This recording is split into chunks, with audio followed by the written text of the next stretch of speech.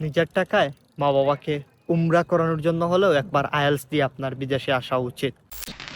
আসসালামু আলাইকুম সুন্দরবনের মানুষেরা, আপনাদের মনের কি অবস্থা জানাতে ভুলবেন না কমেন্ট বক্সে। আই হোপ আপনাদের দিনকাল ভালোই যাচ্ছে। আমাদের দেশের একটা কমন সমস্যা হচ্ছে আমরা আমাদের পরিশ্রমের প্রপার ভ্যালুটা পাই না। আমরা পরিশ্রম করি, কাজ করি, কিন্তু দিন শেষে আমাদের ফাইন্যান্সিয়াল ইস্যু থেকে ধরে সব জায়গাতেই সমস্যা।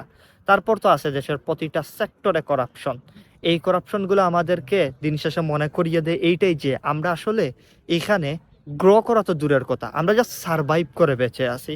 কিন্তু একটাবার আপনি চিন্তা করেন, এই সেম সমস্যা যদি আপনি বিদেশের মাটিতে বসে করতেন তাহলে আপনি মিনিমাম ওয়েজেস পাইতেন, আপনার কষ্টের প্রপার ভ্যালু পাইতেন, আপনি নিজে সেভিংস করতে পারতেন, পাশাপাশি আপনার ফ্যামিলিকে সাপোর্ট করতে পারতেন। দেশে থেকে ফ্যামিলিকে সাপোর্ট করা যে কতটা টাফ তা আমরা অবশ্যই সবাই জানি, কিন্তু বিদেশে আসলে আপনি এই সাপোর্টটা আপনার ফ্যামিলিকে করতে পারবেন, ফাইন্যান্সিয়ালি হোক আর যেভাবেই হোক। সো দেখেন, দিন শেষে আপনি এই কাজটা করার পাশাপাশি ইন্টারন্যাশনাল একটা এনভায়রনমেন্টে কাজ করবেন, আপনার গ্লোবালাইজেশনটা একটু বৃদ্ধি পাবে।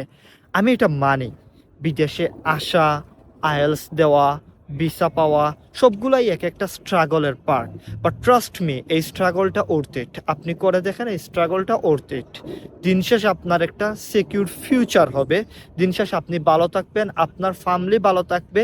দেশে বসে আপনি পরিশ্রম কইরা যে পরিশ্রমের বিনিময়ে মা বাবার স্বপ্নই পূর্ণ করতে পারেন না, সেখানে নিজের স্বপ্ন তো দূরের কথা।